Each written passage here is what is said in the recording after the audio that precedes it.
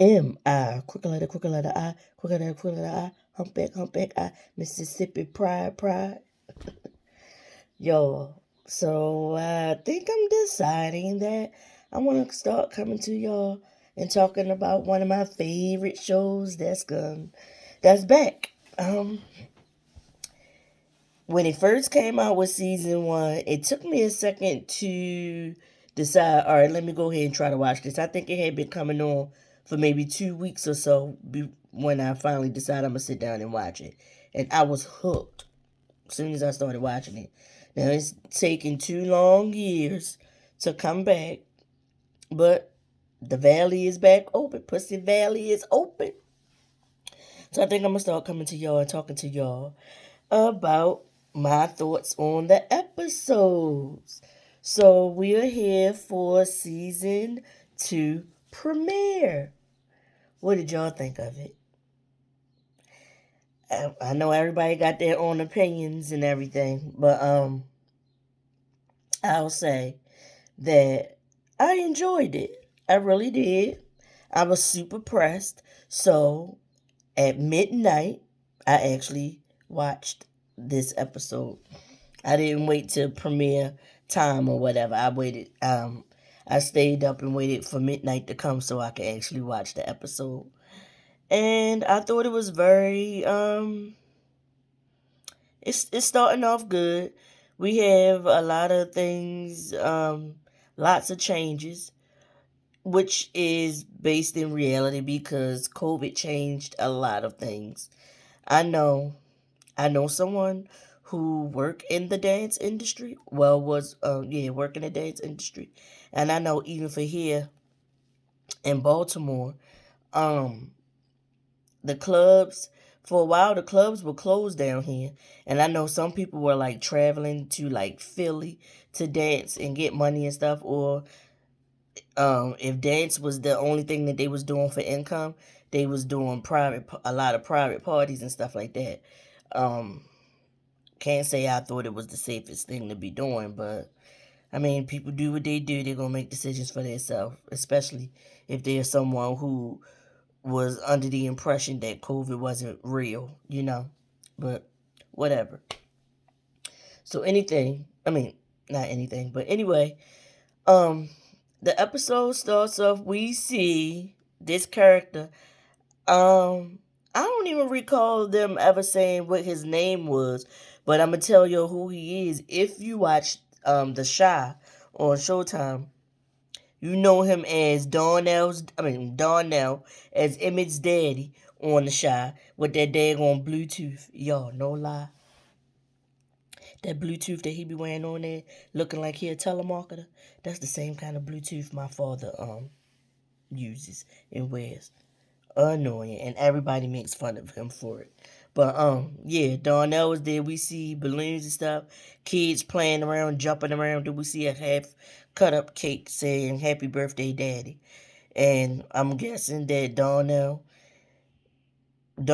from The Shy, he's basically the same character here as he is on The Shy, a man with a whole bunch of fucking kids.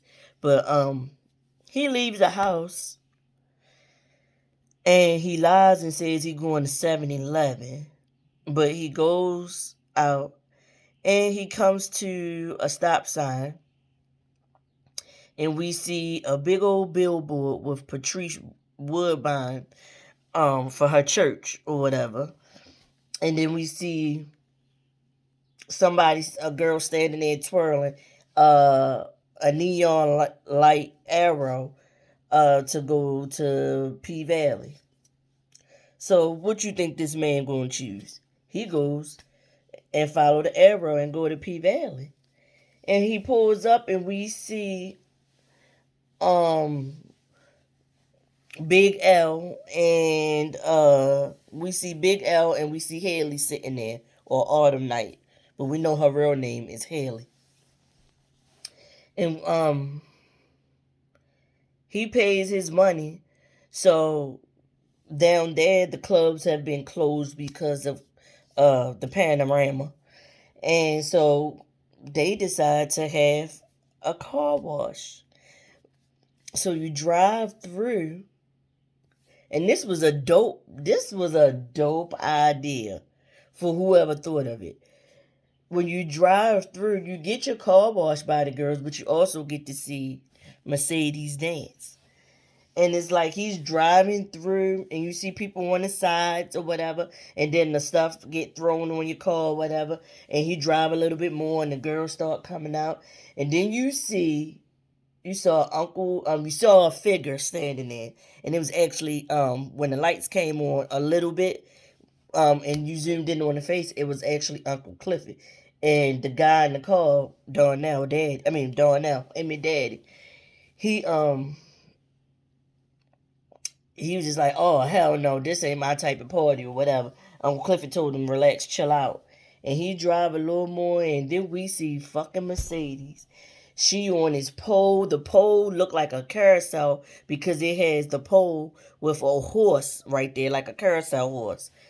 And she dancing and she fall on that. Yo, that was a really dope idea. Like really, really dope. I was like, oh wow, ingenuity. It was just, it was nice. And of course, when he see Mercedes, that gets his juices flowing, and he have a little palm time, and end up putting the remnants of the palm time on his pimp juice is on the dashboard.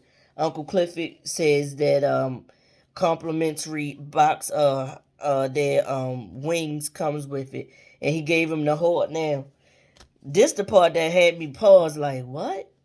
He said, here, and clean off your dashboard. So he gave him the whole container of the Clorox wipes. Now, me personally, I would be taking maybe a few of them wipes and putting them in like a baggie and passing them that. Because remember, the way the show is set up, we see that this is 5 months into the panorama. And honestly, to me, remember, those wipes and the Clorox spray, Lysol spray, that stuff was hard to find. It was in very high demand, remember? So I can't see just getting them and giving like each customer a whole daggone package of those wipes. I would have been putting it in the baggie and passing it out to the customers to clean their car as after they finished, you know, and get to the end of the ride. But while she was dancing, while Mercedes was dancing, he actually had the girls. The girls were actually cleaning the car with the suds and all that kind of stuff. As he watched Mercedes dance, I thought it was real, real cool. We see that goes off, and then we start to see some other stuff going on. Um, One thing that they got that was so freaking real. We see this woman come home. She comes into her basement. She strips down out of her clothes, put it in a bag, and she take her mask off. And instantly I recognize her as Andre's wife. It's a refrigerator. She like in a garage of their house, like in the basement or something. It's a refrigerator with foods and stuff like that down there.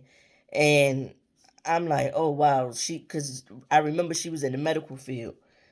And that's when Ish got real. They really got this part right because her taking that mask off and all the irritation on her skin from wearing the masks all day like that, wearing her PPE, I was just like, wow, they really got that part real good. Like they did their thing with putting that in there, in the show. And they show her, she goes to look for some milk because she's hungry and she don't have any more, so she come hollering up the steps at Andre, and we see him. He's sitting there playing video games, and she comes up the steps, and he asks her how her day was. She just says good, and she look in the refrigerator, and she said to him like, "What did you do all day?" And then that's when they pan to showing like the island and the countertop, and it's just junk food, chips, and stuff like that, debris all over it, and it's like it's looking like Andre has lost his mojo because he just sitting there playing the video game, and that shit is real real. That's what it looked like for a lot of people. And then she did make mention of the fact that She nervous about because basically nobody had all the answers at the time. And a lot of these doctors, they were worried about bringing something home to their spouses. So a lot of the times they were sleeping in a separate area and staying separate from their family, especially at this point. Because like I keep saying, this the time period is we're 5 months into the panorama. So she fussed him out a little bit, get irritated with the fact that he didn't go down and while she was out, he didn't go down and restock and replenish the refrigerator for her and stuff like that. And then he turns around and continues to play that game. Um, she looks at his phone and he has lots of missed calls, especially from Eloise, and he has a lot of missed calls from Eloise, and then he had something from Haley too. And she kind of like had an attitude about that when she said who's Haley, and he hurried up and jumped up and picked up the phone. He kept saying he'll call Eloise back or whatever. Cause just before we see her, we finds out that it's like a news program is on, and they announced that even though he was an ass, he really was one of my favorite characters in season 1. It was the way he said stuff. You didn't let Uncle Clifford fuck. No, he said now Uncle Clifford done fucked you when he was talking to Andre in the car, and Andre was talking about how he left the plans of how much they was paying. The land developers were paying everybody for their property so that they could build that casino. But on the news, they had said that he had died from complications of COVID. And I'm so upset that they would put that in the show that he would die. Like, I mean, that's real. Like, that could really happen. I mean, COVID was taking a lot of people out. But I liked his character, like what he brought to the show. And Andre calls Eloise back, and that's when Eloise tells him that Tydell died. And Tydell was Andre's godfather, and we find out that Tydell took up where Andre's father wasn't doing for him growing up. Tydell did. I mean Tydell, not Tydell. Tydell did for Andre, like Andre was one of his kids. So we found out that Tydell has 3 baby mamas, and he have a bunch of kids. I think it's mostly boys. Um, we see the comedian. I think her name is Coco Jones. No, Coco Jones is Ashley on Bel Air. I mean, Coco Jones is Hillary on Bel Air. Um, This Coco, she's a comedian actress. You might most recognize her from. She played one of the baby mothers, and she played the baby mother that he went back with. Her name is Mookie on the show. Tydell went back to her, and then they actually had a little small baby, like a baby that was just like 1 years old or so at the time of his death. Um, this Coco though, you might recognize her from. Is that is that Tyler Perry movie with Nia Long? Is it called Single Moms Club? She was the one who had the son that was acting up. She also was in BMF season 1. She had a son that played baseball or whatever. It was a prospect, but she also was one of them people that was nosy and knew that the boys were selling drugs in the park, and she was making a big stink about that. And the cop had went to her and was like, "I'm gonna f things up for your son if your son in his athletic career, if you don't leave those boys alone, the boys that were selling drugs in the park." So you might recognize her from that, and you also might recognize her from 911 season 1. She was the one who took care of. Remember the 911 operator, the white lady who she left after season 1. That lady, she had a mom that needed to be taken care of, and this lady, she played the I want to say the hospice nurse or whatever you want, or the domestic that took care of the lady's mother. Her name is Coco, but I can't think of what her last name might be at this moment. But yeah, she played one of Tydell's baby mamas. Then we pick up with we see no, let me not leave this scene. Um Once Andre calls Eloise and finds out that Tydell has passed on,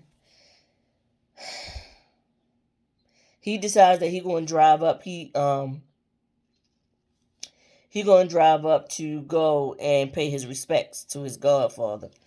His wife is protesting a little, but he said that man took care of me. Like, I can't not go pay my respects. So her words were, "Well, if you go, show up early so that you won't have to be around all the people or whatever," she said, because you know how black people do when they come to being on time at a funeral. So she told him to go early. But he goes up there, he go to the funeral, and he serves as a pallbearer. And the way that they did the funeral, even though it is Chucalissa, Mississippi, to me, the funeral scene was done a lot similar to how they do it in New Orleans, where they walk down the street with the casket. Or no, they didn't walk down the street with the casket. They was driving, and but they was dancing and all that kind of stuff with music and everything. And people had on I noticed in New Orleans, they'll wear white and they'll have what they call a second line, which is the band or whatever. But with in this, their color was, everybody had the same kind of, like, I'm gonna say it's like a lime green. It reminds you of the green that they would use in like a Sprite commercial back in the day, or even Mountain Dew commercial. So we see we see Uncle Clifford grandmother sitting on the couch, and they talking about Tydell. And she calls Uncle Clifford to tell her what they actually showing on the TV. She wants him to describe what's there, because of course she can't see.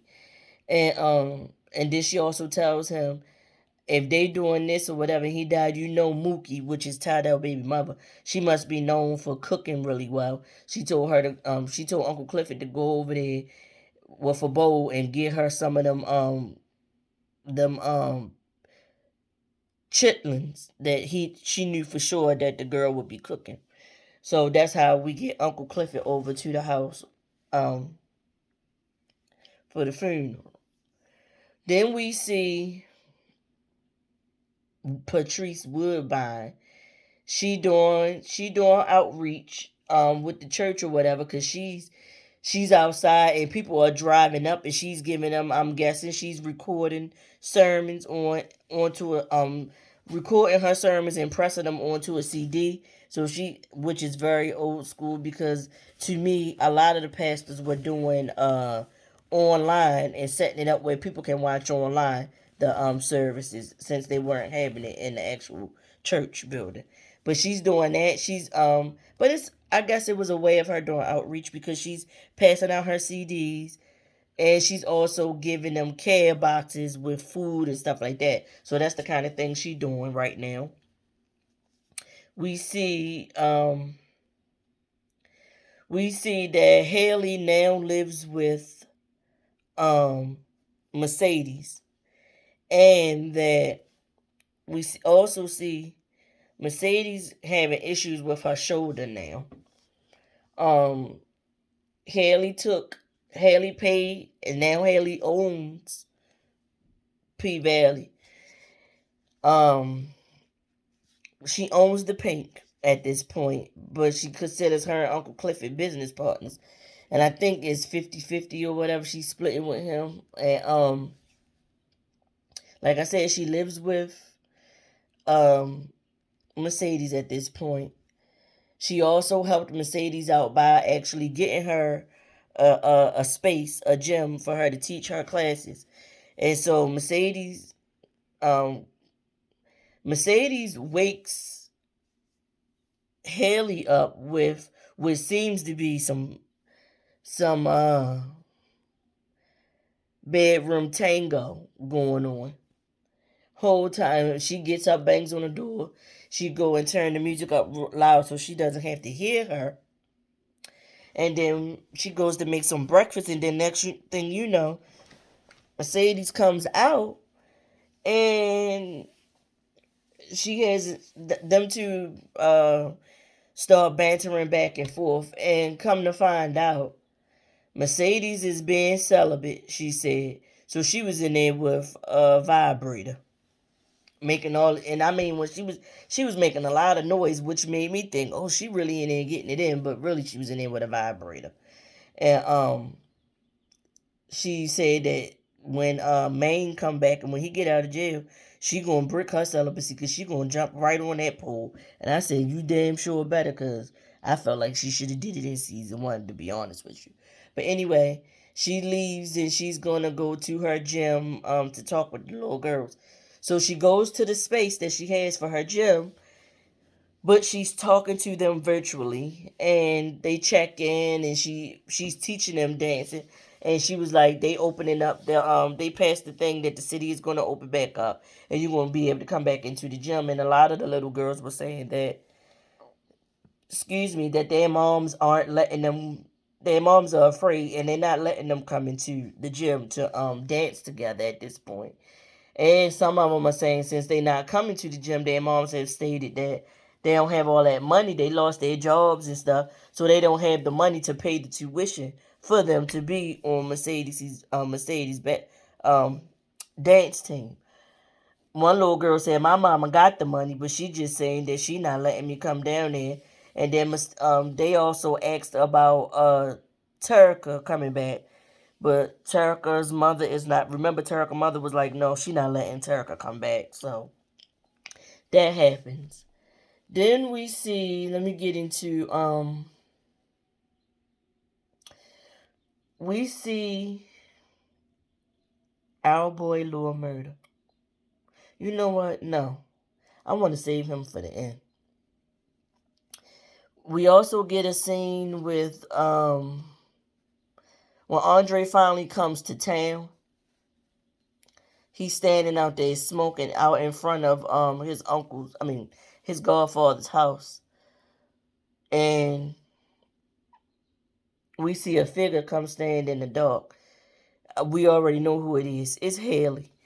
She goes up to him and gets real close to him. They speak and they chit chat about what happened in the past and all that kind of stuff as far as them trying to take over. Um, Tydell trying to run the pink out of town, out of business, and all that kind of stuff. And she gets real close to him and they talk about grief and dealing with grief and stuff like that. Um, He gives her a cigarette and lights it for her. She get real close to his face and says something, I can't recall exactly what it was. And then she walks off. I'm gonna tell you, I'm thinking that eventually this season, them two gonna bump bump pelvises. Them two. They're gonna bump pelvises with each other. It's really giving that's gonna happen. Another thing that we find that we see that remember the dancer that was pregnant in season 1? I forgot what her name was. In this season, she's had her baby because she was pregnant in real life. She had her baby, and she don't know who the baby daddy is. Gidget from season 1, Gidget's mama died, and Gidget packed up and left. She left Chuckalisa. She's somewhere else. Her and Gidget and Mississippi are still good girlfriends. They talk, they talking via FaceTime and stuff like that. And we see that Lord Murder Mississippi Pride Pirate song blew up, and he also got a new song that he been promoting. Got I think it was saying something about getting it out the mud or something to that effect. But he blowing up. It looks like that they recorded a video for that song and that video is going viral. They recorded it outside, and they got a pole, and you got Mississippi behind him dancing on the pole in that video. And we also see Mississippi is still with Dirk, which is a letdown, but it's true to reality because a lot of women be going back to their abuses and scared to leave them. So she's back with Dirk. They two kids are there. I don't know if the older child is a boy or a girl, but Rigu is a little bigger now because, of course, it's 5 months later. So I'm thinking at this time, Rigu should maybe be about, 9 months, almost a year old or so. So Mississippi got a room in her house set up where she's, you know, going live and dancing on live for money and stuff like that. And like, she's still real popular. Whereas Lil Murda is still getting it out the mud. Because remember, the guy wanted to manage Mississippi and get her all these sponsorships and brand deals. He didn't care about, Lil Murda or whatever. But Mississippi still showing love to Lil Murda and working with him. Um, Derek is still jealous, still abusive.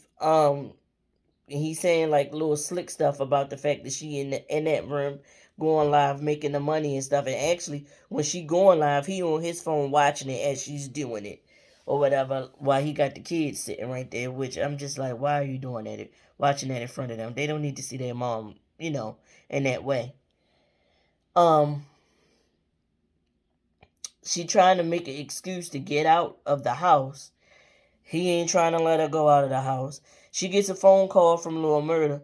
Lil Murda is like he want things about to open back up and he want to do like a little 12 city tour or whatever. And he want her to come dance. And she was like, but you still ain't paid me from the last video and stuff that we did together. He was like, yeah, things, money got slim because of the panorama or whatever. So, but, I'm going to hit you back. I'm going to give you that and more when I see you again. So when they announced Tydell has passed away, they also announced that those two brothers that he was the Kyle brothers, one of those brothers is going to be the interim mayor for right now. That brother shows up to Tydell's house to give his condolences to Andre and Tydell's sons and stuff. And at this time, we see Uncle Clifford shows up. Uncle Clifford didn't go to the actual funeral. Uncle Clifford showed up during the repast and went and was getting some food, getting the chitlins from Mookie for his grandmother. He had a few choice words for Andre. And as he's having his words with Andre, that's when the Kyle brother walks up and was like, Tydell was a good man and this and that and so forth. And Uncle Clifford cuts him too short to shit, with what he has to say to him. He also said something to Andre about, how the deal fell through and but he still, care about Tydell and all that kind of stuff.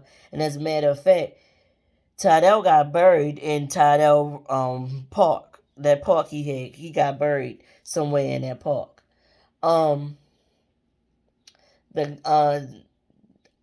Uncle Clifford and the Kyle brother, that's the interim mayor at this point, they have a few choice words about the city council and stuff like that and some votes. Because Clifford was saying he might throw his name in the ring to be the mayor of Chuckalisa. Just to give, like, so that, to create something so the Kyle brother won't become the mayor for real, he could just stay an interim mayor or whatever. So that scene's out. Goes on. Uncle Clifford goes back to where he's from. When they was watching, I think they was scrolling their phones, and they came across Lil Murda. Yeah, they came across Lil Murda online or something like that, and then that's when we see that. I said I was gonna say that for last, but I'm just gonna say they see Lil Murda, how he blowing up and how he doing good. And Uncle Clifford is like turning off. He ain't want to see it. He's still upset about how things went down between him and Lil Murda. We see Keyshawn, Mississippi. We see her in the room with her baby. And she changing the baby's diaper. I don't know where Derek is. But what she does is take a bunch of the diapers and throw them in the diaper genie to make it seem as though the baby need pampers, and that could be a reason for her to get out of the house and get some air away from Derek. So she says, I'm gonna go to the store, get some I need to get the baby some diapers, and I need to get some tampons for me. Let me just go do this. And she said, I'm gonna be right back. He didn't really want her to leave. He wanted to be the one to go to the store. But she leaves to go to the store. She pulls up. She hops out the car. She's one of the ones that's not going to wear a mask, as we can see. She pulls up. She tries to go to the store. And the store, it was called The Stowe. That's what the sign said. I said, oh shit. Country. The Stowe. But anyway, that's when we see Diamond. She goes up to him to try to apologize, and Diamond ain't hearing it. He shut her down. He feels some kind of way that after all he did and offered to protect her, she pulled a gun on him and told him to leave Derek be. And he told her, I beat Derek not just for you, but because he called me a nigger. And if he called me a nigger, who knows what he's calling you when y'all at home together? And that kind of hit her deep. She tried to give him back that necklace that he gave her in season one, that he said it was for good luck and for to remind you to be brave. And she tried to give it back. He said, no, I don't need it. It's not working for you, so what I need it for? Basically tell her she a coward for going back with Derek. But like um we all know, we might not know it personally, but we know it from, stories and news reports and stuff like that, and the statistics. Like, it's real hard for a woman and a abuse victim to pack up and decide that they ready to go and stuff like that. So, um, also, he told her she couldn't go in the store without that mask on. She needed to go back to her car and get a mask. She said she just want to apologize. She feel real bad about it. But she goes and get back in the car and pull off or whatever. She hurt. Because I guess in her mind, she never thought she'd see the day that Diamond don't want to hear shit she got to say.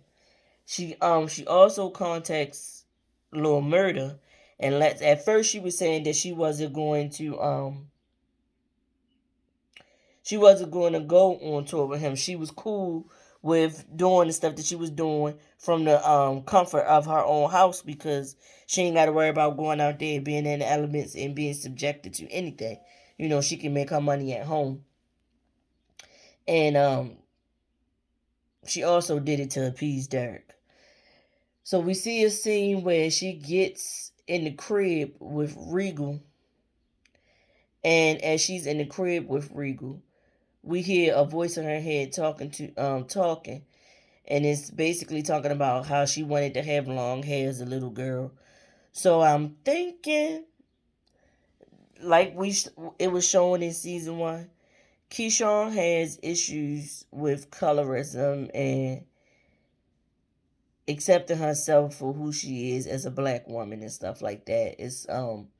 And that might be one of the reasons why she got with Derek, because he's white, and maybe if I have kids with him, my kids would be lighter complected and have the long flowing hair down to their waist and stuff like that. That's what I'm gathering.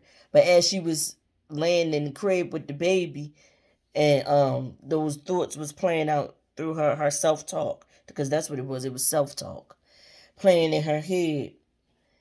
She decided that she was gonna go with Lord Murder on this tour that he was talking about. So she sent him a text saying this gonna be a 12-city tour, and we're gonna call it the Dirty Dozen tour or whatever. So he like, yeah, so let's get to Lord Murder.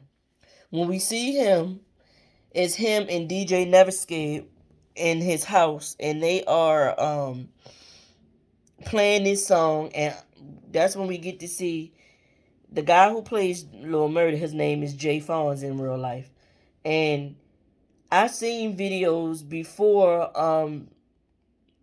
No, it came out after the show blew up and his character blew up. We got to I saw a video of him talking and stuff like that about how he got into acting, what he had to do, and all things that he did to survive.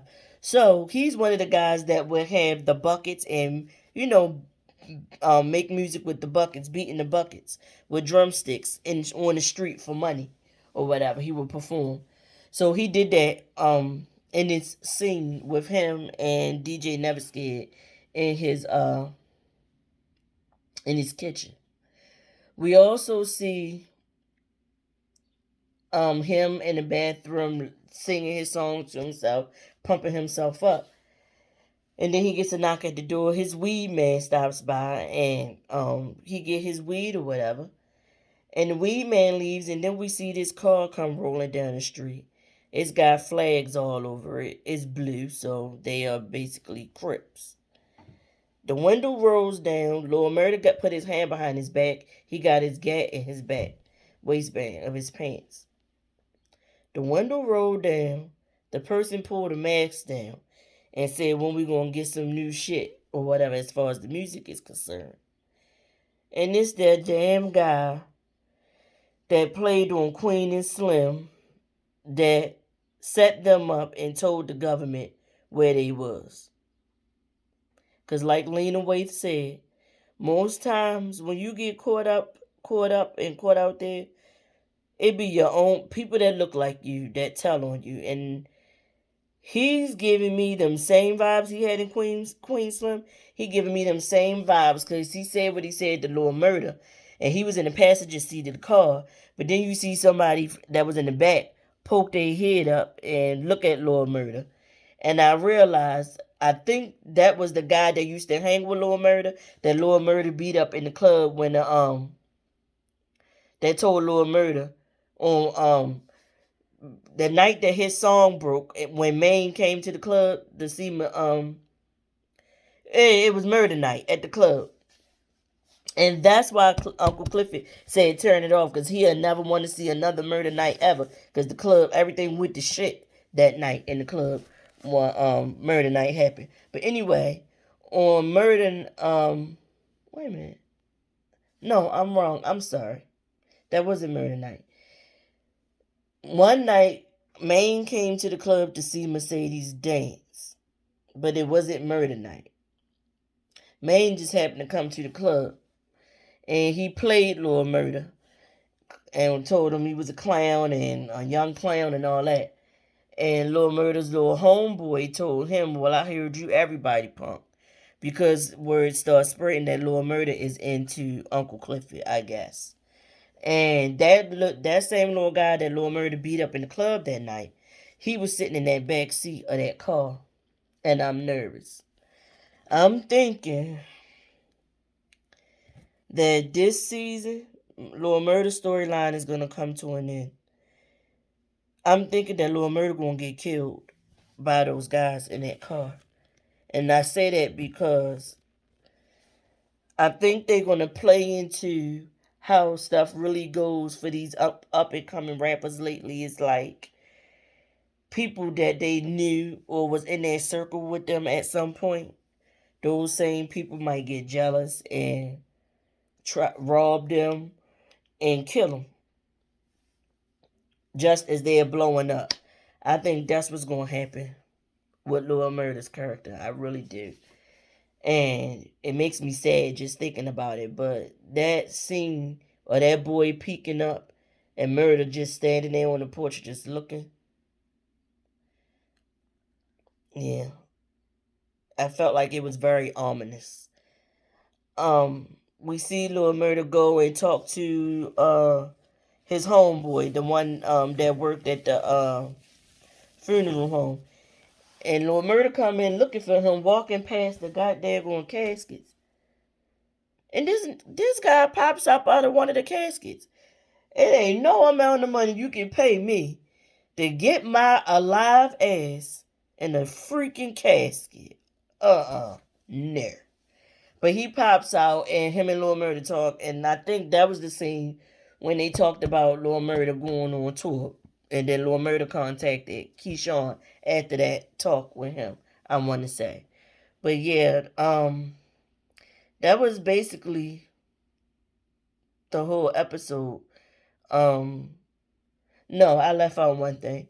One thing is Corbin. Corbin goes up to Andre, tries to make a deal with Andre, or talks to Andre because he want Andre to facilitate a deal to get him to be part owner of P Valley with Uncle Clifford and Haley. So we'll see. I see in this episode, Haley is doing a whole lot to try to keep everybody afloat.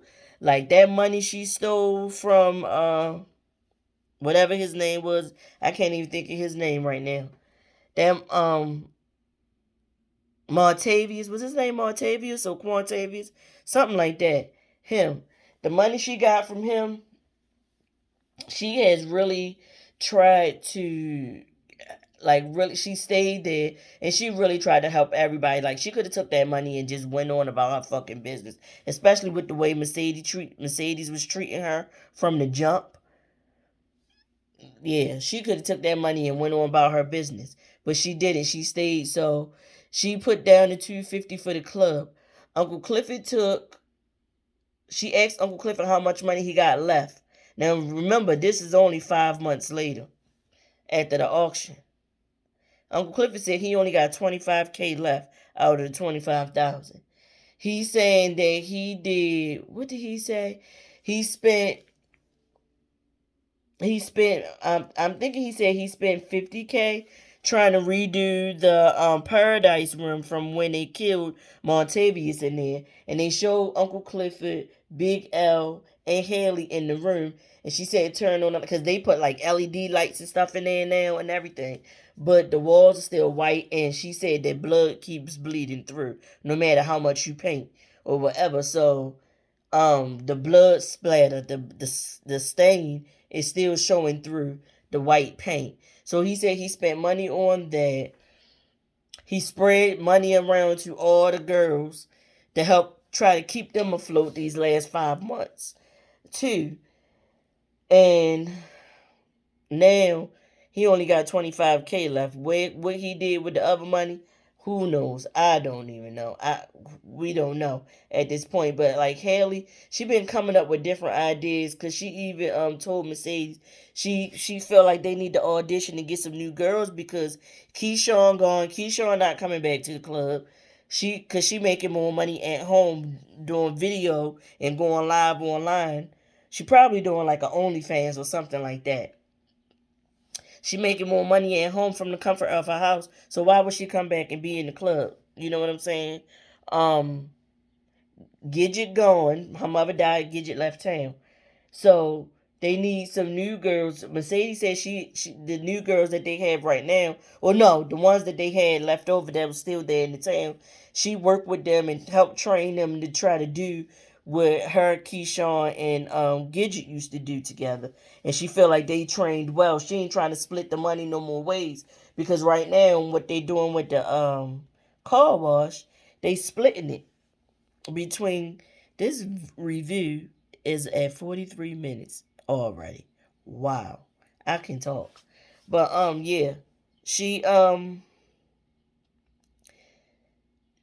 they break it down and they split it so everybody get a piece of the pie, whatever, with the car wash dance thing that they doing. And Mercedes saying she need more money, like that. She feel like she should get a bigger part of the pie because she the one that's actually dancing. The other girls are standing on the sides most of the time, actually washing the cars, and she's the big attraction that's drawing the men to the car wash, the drive-through car wash or whatever. And she scroll online and she actually see that Haley did put out a thing saying that they looking for girls to come dance to all. They gonna have some auditions, and once they have the auditions, That's when we going to probably get, no, ain't no problems. That's when we definitely going to get the newcomers to the show.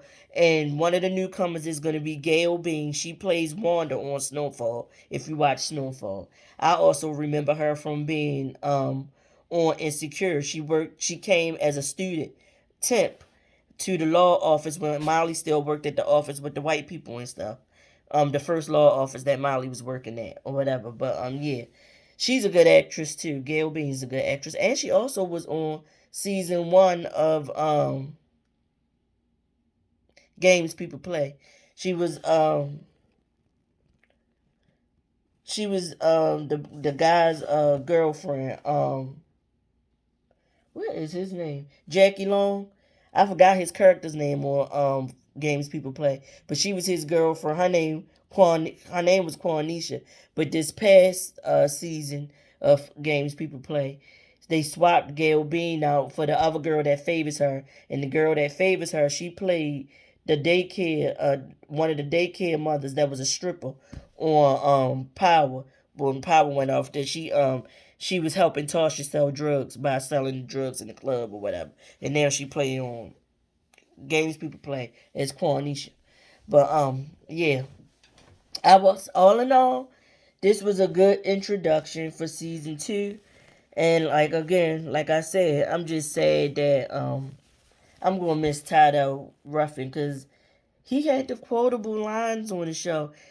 He was an asshole. He was a jerk. But the accent that he had come that the accent he used and the way he put his words together and the things that he said, he was fucking hilarious. Like I'm gonna miss his character. I really am.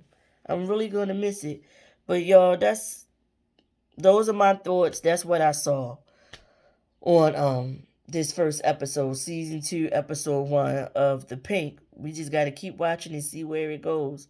But Haley is coming up with all the ideas, and she really trying. She down for everybody, and she really trying to keep everything afloat and help everybody out. And I don't think Mercedes see it like that. I think Mercedes just really in her mind. She just trying to keep taking on so much, and she not helping herself with that because we see she got issues with her shoulder. So that's another reason why Haley is like, we need more people so that you won't have to do so much and you can really get your shoulder checked out and see what's going on with you. So let's see where season two takes us. What the conflicts in season two are going to be and how it's all going to come together. We'll see. It started off alright to me. I don't know what you guys think. How did it start off for y'all? And with that, I'm going to end this review, this chat. It's this not even a chat. This a whole kitchen table conversation, isn't it? But I'll see y'all in the next one. And welcome to my down in the valley where the girls get naked. If you throwing bands, then you know that you gonna shake it. 1, 2, break 'em. 3, 4, rake 'em. that that song hot. Jay Fonz makes some good songs to go with this daggone show. But anyway, I see y'all in the next one, and keep coming back to check me out doing this little review. Um, I'll be back every week with a review for the show. I hope y'all liked it. Get in the comments. Tell me what your thoughts are if you've already watched the episode or whatever. I think I'm not gonna put this up till later after people watch it. Cause even though you can watch it at midnight, not everybody watched it at midnight, and I don't want to spoil it for nobody. So I see y'all when y'all look at this. I'll probably see any comments if anybody decides to actually, discuss the show with me. Um, I'll see your comments maybe later on tonight or tomorrow morning. With that being said, peace, y'all. Don't forget to click the like and subscribe buttons if you aren't already subscribed. Help me grow my channel. I appreciate all of you who are here, who've subscribed, and who are watching me and hitting the like button and stuff like that. I just wish more of y'all would hit the like button when y'all click my videos. And get in the comments and talk to me so I won't feel like I'm just talking to myself, rambling on and on and on and on and on. Peace, y'all. Holla.